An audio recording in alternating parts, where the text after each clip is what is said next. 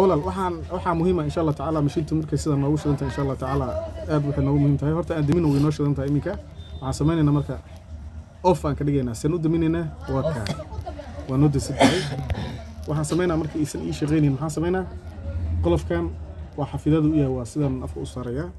waxaan rabnaa marka qaacidadan yar inaad la fahamtaan oo saacada gadaasheeda ku qoran waxaa loogu talagalay meeshan temperature marka waa halkan hore waxa ku qoran 10 centigrade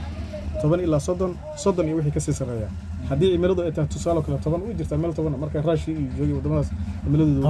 qababo waay maxaa sameeynaa markii temperature-ku uu 10 yahay tusaale dhagaxuna uu yahay 0.05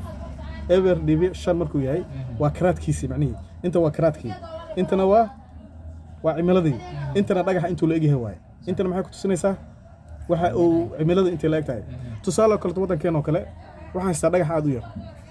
temperature-kuna waa 30 soo maahan maxaan geynaa marka 5 aan geysanaa aad fahamteen 5 aan geysanaysa ilaa dhagaxa ma soo tahay cimiladuna waa iska caadi ma iswaalayaba intaan geysanaa tusaale kale 5 waa mid inta ugu sareysa haddii cimiladu tahay mataqaana masuuta mid liidata dhagaxna uu yariyahana 7 aan geysanaa haddii cimiladu mataqaana dhagaxu iska macquul yahay 1 gram iyo waxaas oo la eg yahana maxaan sameynaa number 3 aan geynaa hadda mujeedaa number 3 waa qaacidada guud marka loogu talagalay intaas waa muhiim sida loo qabanayo halkan labada faro loogu talagalay ila soco abti bila faantiin halkan maxaan ka rabaa inaan sidaan u qabto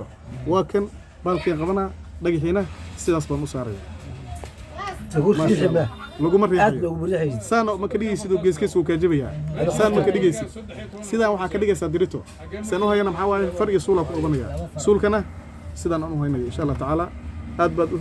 u mahadsantiin waa rajaynaa inaad fahamteen assalamu alaykum wa rahmatullahi ta'ala